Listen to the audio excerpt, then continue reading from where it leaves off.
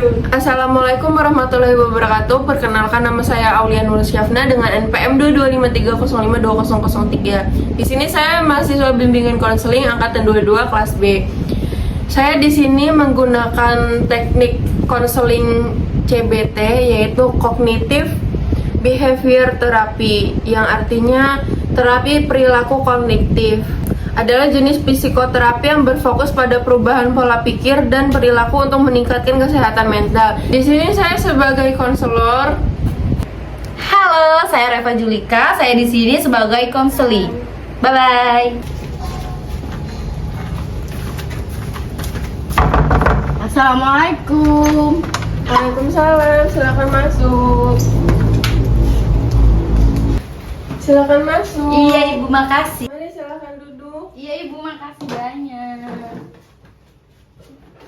Dengan Mbak siapa ya? Saya Reva Julika Ibu, bisa dipanggil Reva. Saya menghubungi Ibu kemarin dan membuat janji di jam 1 hari ini Bu. Oh, yang kemarin buat janji dengan ibu itu ya, semalam jam 1. Tepat waktu sekali ya Mbak Reva. Iya Ibu, alhamdulillah. Saya kira saya bakal terlambat loh Bu, soalnya itu di jalanan macet banget Bu. Alhamdulillah kalau gitu ya. Sebelumnya perkenalkan ya, nama saya Aulia Nur Syafna, biasa dipanggil Aulia ataupun Lia. Kamu boleh manggil saya Mbak ataupun Ibu, senyamannya kamu aja. Sebelumnya gimana nih kabarnya Mbak Reva? Alhamdulillah saya sendiri sehat sih Bu. Kalau untuk Ibu sendiri gimana kabarnya Bu? Alhamdulillah saya juga sehat. Sebelumnya Mbak Reva boleh duduk dengan nyaman dulu ya, silahkan, dan silahkan diminum. Oke Bu, makasih. Kebetulan Mbak Reva sebelum kesini dari mana nih? Saya sih dari kosan aja sih Bu. Dari kosan ya. Mbak Reva ada perlu apa nih datang menemui saya? Sebelumnya saya punya sedikit masalah sih Bu, tentang waktu-waktu gitu loh Bu. Saya tuh nggak bisa mengatur waktu lah intinya ya Bu. Sehari-hari saya tuh kayak suka keteteran gitu loh Bu, sering banget keteteran. Pokoknya saya tuh kayak kan kegiatan saya tuh kuliah dan ngajar les gitulah Bu, pokoknya setiap harinya. Kadang tuh tugas dari dosen-dosen saya tuh nggak saya kerjain, atau saya kerjain tuh kalau nggak mepet waktu pengumpulan atau nggak telat gitu loh Bu. Berarti Mbak Reva ini menemui Ibu ingin melakukan proses konseling ya? Iya Bu, benar sekali. Sebelumnya Mbak Reva sudah pernah ikut proses konseling belum? Belum pernah sih Bu, ini pertama kalinya untuk saya mengikuti proses konseling. Baik, berarti di sini saya jelaskan dulu ya apa itu konseling. Konseling adalah proses bantuan dari profesional, yaitu dari konselor kepada konseli. Di sini konselingnya Mbak Reva ya. Nah, konseli ini dibuat agar konseli bisa mandiri dan menyelesaikan masalahnya sendiri. Saya di sini hanya sebagai fasilitator saja. Dan konseling ini memiliki beberapa asas-asas yang Mbak Reva. Yang pertama ada asas kerahasiaan, di mana maksudnya kerahasiaan ini informasi yang Mbak Reva berikan kepada saya itu informasinya akan saya keep sendiri gitu aja Mbak Reva, nggak bakal saya ceritain kemana-mana. Terus yang kedua juga ada asas keterbukaan, dimana yang dimaksud terbuka itu Mbak Reva harus terbuka kepada saya agar masalahnya itu terselesaikan di proses konseling ini. Terus juga ada asas kemandirian dan juga asas kesukarelaan. Ada yang ditanyain lagi Mbak Reva? Enggak, sudah Ibu, paham? Sudah paham. Sudah paham ya. Oke, kalau begitu di sini kita sepakati dulu ya waktunya Mbak Reva. Biasanya sih proses konseling itu di 20-30 menit Mbak Reva. Kalau misalnya menurut Mbak Reva kurang waktunya, terus kayak belum terselesaikan banget nih masalahnya, Mbak Reva bisa membuat janji temu lagi dengan saya, entah itu minggu depan atau gimana, itu terserah senyamannya Mbak Reva.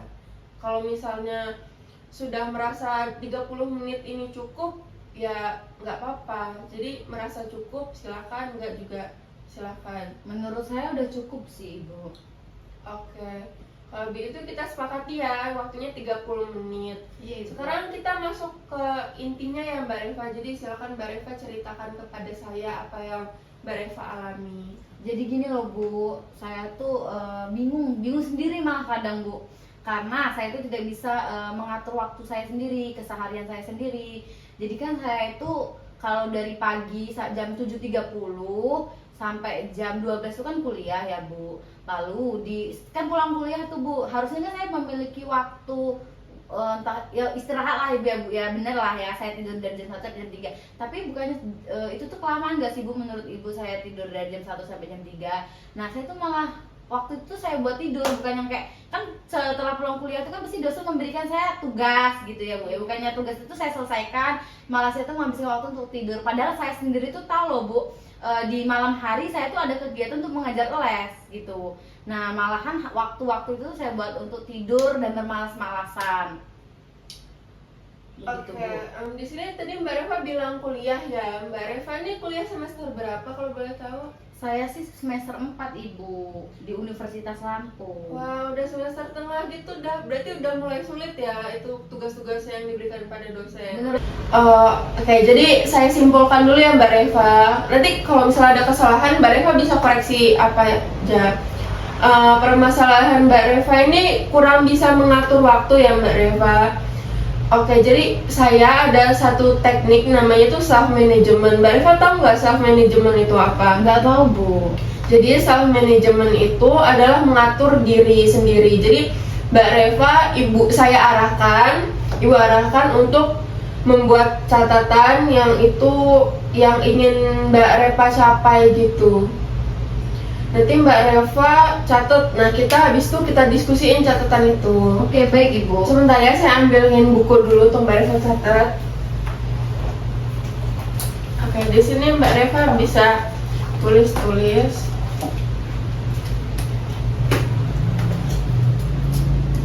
Ini apa ya Bu yang akan saya tulis?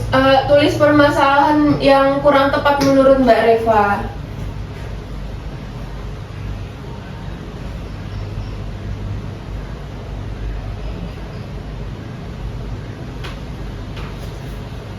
Ini Ibu udah. Oke, baik.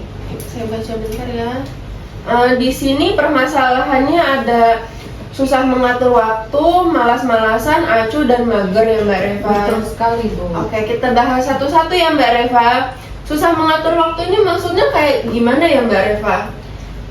Banyaknya pekerjaan di kosan atau bukan pekerjaannya Bu ya, sebenarnya itu tuh kayak kegiatan saya lah Bu, padet dan seperti itu aja, jadi saya tuh mungkin bosen juga ya Bu. Misalkan dari jam 7.30 saya kuliah, jam 1 sampai jam 3 saya istirahat, lalu setelahnya saya males-males sama mageran, habis itu ngajar malamnya, ngajar les gitu kan, jadi kayak gitu-gitu aja loh Bu. Jadi membuat saya tuh males untuk ngerjain hal-hal yang gitu aja. Oke, jadi Mbak Reva ini kesulitan membagi waktunya gitu ya Mbak Reva. Kalau boleh tahu Mbak Reva ini kuliah kan tadi, kuliahnya tuh ngambil pagi atau malam ya Mbak Reva? Pagi Bu. Pagi ya. Kalau boleh tahu dari jam berapa sampai jam berapa Mbak? Jamnya loh Bu, jam 7.30 sampai jam 12. Kadang juga ya Bu, kadang tuh ada dosen tuh kayak mundurin waktunya, harusnya dia tuh jam 10 diganti jadi jam 3 sore gitu. Jadi waktunya tuh kadang bentrok sama jadwal Mbak Reva yang lain. Iya, betul sekali Bu. Kemudian Mbak Reva tadi ada bilang les juga. Ini tuh Mbak Reva ngajar les apa ya? Dan dari jam berapa sampai jam berapa? Ini Bu, saya tuh ngajar les mengaji dari jam abis maghrib loh Bu sampai abis isya. Setelahnya itu kalau abis pulang ngajar itu saya tuh kadang ingat lah Bu, kadang ada tugas dari dosen tuh saya kerjain, kadang-kadang enggak, malah saya tuh memilih untuk scroll semua sosmed lah Bu. Terus atau enggak saya video callan sama Ayang gitu loh Bu, malah bukannya yang tugas-tugas tuh malah saya terantarin gitu loh Bu. Jadi kan ini ya, karena capek habis kegiatan banyak, habis itu malam dibuat santai-santai. Oke, kalau gitu yang kedua di sini ada malas. Maksudnya malas ini kayak gimana ya Mbak Reva? Malas itu saya tuh kadang acuh loh Bu sama semua kegiatan saya, sama diri saya sendiri, saya kadang tuh acuh dan kadang itu malas loh Bu. Kadang kan saya kan tinggal di kosan Bu ya, kosan saya kan nggak cuma 1, 2 pintu, 3 pintu, kosan saya tuh ada 50 pintu, otomatis itu kosannya rame banget ya Bu. Nah itu tuh saya tuh malas Bu untuk berinteraksi sama orang di luar sana, ada keributan, ada apa itu saya tuh kayak nggak peduli gitu loh Bu, nggak Ya terserah mereka lah, yang penting saya itu di dalam kamar istirahat, terus males untuk, kan di dalam kosan itu kan harusnya kan kalau orang itu kan Bu tinggal sendiri itu kamarnya rapi, terus semua itu kan rapi gitu kan Bu. Kalau saya tuh enggak Bu, saya tuh males gitu Bu untuk membereskan, tapi saya tuh nyaman di dalam itu tuh Bu. Terus saya itu kan, saya ngekos kan Bu, saya itu kan semua itu saya sendiri yang mengerjakan, mulai dari masak, makan, mencuci. Nah tapi itu saya kadang saya abaikan gitu loh Bu, dan saya itu orangnya pelupa gitu loh Bu. Misalkan kan saya kan belum nyuci piring, terus diingatan saya tuh kayak saya udah nyuci piring belum ya, udah kayak. Terus pas saya mau makan, saya lihat ke kamar mandi, ada cucian gitu loh Bu. Oh, jadi kayak Mbak Reva malah ini ya, kayak malas-malasan, bukannya dikerjain tugas-tugas Mbak Reva. Terus yang ketiga ini ada acuh dengan keadaan sekitar. Maksudnya itu apa ya Mbak Reva? Ini Bu, acuh dengan keadaan sekitar itu yang seperti udah saya ceritain ke Ibu tadi, kayak yang di kosan saya rame, tapi saya tuh nggak peduli gitu loh Bu. Nggak peduli, maksudnya nggak peduli mereka ngapain gitu ya Mbak Iya, Reva? betul sekali, Tapi Bu. kalau misalnya tetangga kosan Mbak Reva gitu, misalnya butuh bantuan Mbak Reva apapun itu, Mbak Reva tetap acuh atau kayak mana Mbak Reva? Ya saya bantu lah Bu, walaupun saya kayak agak-agak males, tapi tetap saya bantu lah Bu, karena kan dia minta bantuan kepada saya. Masa dia minta bantuan saya abaikan, kan nggak mungkin ya Bu. Oke, berarti ini acuhnya masih dalam tahap yang positif ya Mbak Reva? Iya, Mbak Reva betul sekali Bu. nggak pengen tahu urusan orang gitu ya Mbak Reva. Ini saya coret ya berarti Mbak Reva. Iya Bu, benar. Karena ini masih hal positif. Terus yang keempat di sini Mbak Reva nulis mager. Mager ini kayak mana Mbak Reva? Magernya tuh kayak kalau saya udah scroll TikTok, scroll Instagram, atau saya udah teleponan sama pacar saya Bu, itu tuh semua hal yang ingin saya lakukan awalnya itu tuh kayak gak jadi gitu loh Bu. Saya tuh memilih untuk tiduran, scroll, pokoknya kayak gitu loh Bu. Oke, jadi pokok permasalahan Mbak Reva ini sulit mengatur waktu ya Mbak Reva? Betul sekali Bu. Kalau gitu di sini kita bikin program yang bisa membantu Mbak Reva untuk meningkatkan rasa mager itu untuk hilang gitu ya Mbak Reva, untuk tidak malas lagi. Kira-kira apa nih hal-hal yang membuat Mbak Reva semangat gitu Mbak Reva? Saya sih biasanya tuh kayak nyemil gitu loh Bu, terus dengerin musik, terus apa ya Bu, kayak kan saya tuh kebiasaan sama teman-teman saya ketika ada tugas itu pasti mengerjakannya berkelompok gitu loh Bu, kayak bertemu bareng-bareng gitu loh Bu. Oke Mbak Reva, ini saya catat dulu ya. Di sini tadi ada nyemil. Terus yang kedua ini ada musik ya Mbak Reva? Iya Ibu, betul. Musik. Terus yang ketiga ada belajar sama teman-teman. Aku mau nanya dulu Mbak Reva, ini maksudnya nyemil ini Mbak Reva ngerjain tugas tuh sambil nyemil gitu Mbak Reva? Iya Bu, nyemil kayak makanan. Aku tuh suka makanan manis-manis gitu loh Bu. Jadi kayak kalau makan manis tuh kayak langsung mood gitu. Oke, tapi ini nggak menghalangi proses Mbak Reva ngerjain tugas. Misalnya kan kalau ngerjain tugas tuh pakai laptop ya Mbak Reva, Iya. Terus Mbak Reva tangannya ambil makan gitu, emang nggak mengganggu proses Mbak Reva ngerjain tugas kah? Enggak Bu, kan soalnya kan saya tuh gini loh Bu sistemnya. Saya lagi nugas, abis itu saya berhenti sebentar, terus saya nyemil sampai mood saya tuh kembali lagi. Karena kan kerjain tugas tuh capek Bu ya, habis karena mikir kan. Capek itu kan membuat saya tuh males. Nah jadi karena males tadi saya nyemil yang manis-manis. Saya nyemil dulu, habis itu saya lanjutin lagi mood gitu Bu. Saya ngetik lagi, gitu, saya mikir lagi. Oke, berarti makan ini efektif ya untuk meningkatkan mood Mbak Reva agar Iya, tugasnya betul, Bu. terselesaikan. Oke, terus yang kedua ada musik. Ini musik kayak mana yang Mbak Reva dengerin untuk ngerjain tugas? Musik yang kayak yang tenang, slow gitu, atau kayak yang kayak koplo-koplo lagu-lagu Jawa gitu Bu, kayak endek gitu loh Bu. Itu kan kayak suka aja sambil teriak-teriak nyanyi gitu sambil ngetik gitu. Fokus sih Bu kalau saya. Nggak mengganggu untuk proses penugasan Mbak Reva? Enggak Ibu, malah asik. Saya bisa mengerjakannya tuh kayak dengan mood yang baik gitu malahan. Oh, berarti ini efektif juga ya Mbak Reva musiknya? Iya Ibu. Bisa dibuat ya playlistnya, musik-musik koplo apa-apa Iya. gitu ya. Terus yang ketiga ini belajar berkelompok ya, termasuk kayak bareng-bareng bestie gitu kan Mbak Iya Reva? betul Bu. Tapi emang belajar bareng kelompok itu efektif menurut Mbak Reva? Sebenarnya enggak sih Bu, karena kan kita tuh sebenarnya sama-sama fokus tugas, tetapi kayak kalau udah capek tuh ada aja tuh Bu teman saya tuh yang kayak bilang gini, tau nggak gitu loh. Kan kita itu temenan gitu loh Bu, nggak cuma berdua, jadi kan kayak lebih dari dua gitu loh Bu. Jadi kan misalkan yang dua fokus tuh Bu lagi nugas, yang satu tuh kan udah kayak dia ngerasa capek jadi main HP. Ada aja tuh Bu yang bilang, terus dia bilang tuh, tahu nggak? Nah kan yang lain kayak, ada apa nggak tahu nih. Nah habis itu tugas kita tuh kita bengkalain, kita tuh malah ngobrol, ngegibah. Terus selesai ngegibah gitu Bu ya Bu, setelah itu kan capek ya Bu mungkin ngomong. Habis itu kayak mikir, udahlah males nugas.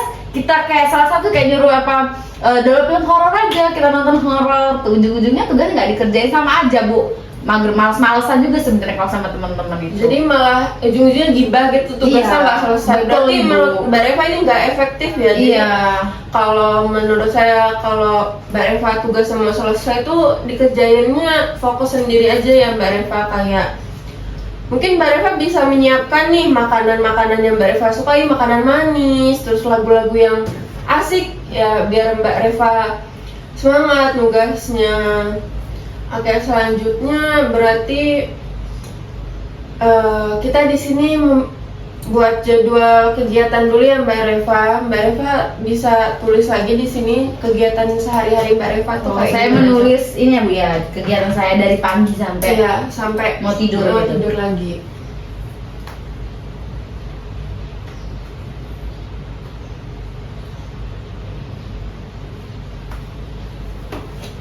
Nih Bu. Udah. Oke, sangat rinci ya Mbak Reva. Iya. Saya baca dulu sebentar ya. Ya Ibu, silakan. Oke, keseharian Mbak Reva di sini jam 5 udah bangun ya Mbak Reva untuk Iya, sholat subuh. Terus jam 6 beres kosan, mandi, sarapan. Terus jam 7.30 nih berangkat kuliah, jam 12 pulang, sholat, makan. Terus ini ada main HP juga ya Mbak Reva. Iya Ibu. Habis itu jam 1 sampai jam 3 nih tidur siang, habis itu sholat asar. Jam 4 sampai jam 5 ini Mbak Reva nggak ada apa-apa ya Mbak Reva. Terus jam 6 sampai 7.30 ini Mbak Reva ngajar les ngaji tadi kan. 7.30 Mbak Reva pulang, jam 8.30 Mbak Reva belajar lagi. Sampai jam 10 atau 11 malam banget ya Mbak Reva kegiatannya. Oke.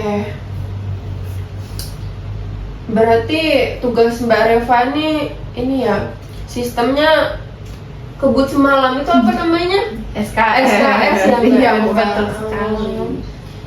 Ini Mbak Reva tuh bolong-bolong di sini ada jam 1 sampai jam 3 itu tidur siang 1 jam cukup ya Mbak Reva? Seharusnya cukup sih Bu. Cukup ya. Oke, berarti Mbak Reva di sini bisa